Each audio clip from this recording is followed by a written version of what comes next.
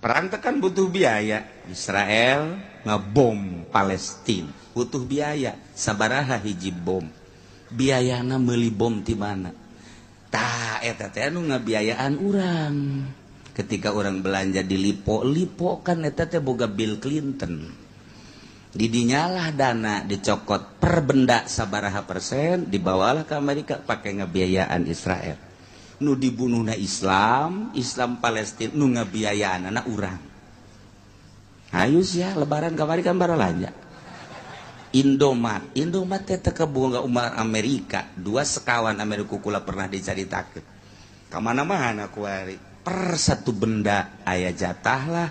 Jang 2 hiji kristenisasi pembuatan gereja di Indonesia, nomor kedua di samping pabrik-pabrik. Eta Indomat nomor kedua, dana tersebut dikirimlah ke Amerika untuk membiayai Palestina, untuk biayai Israel.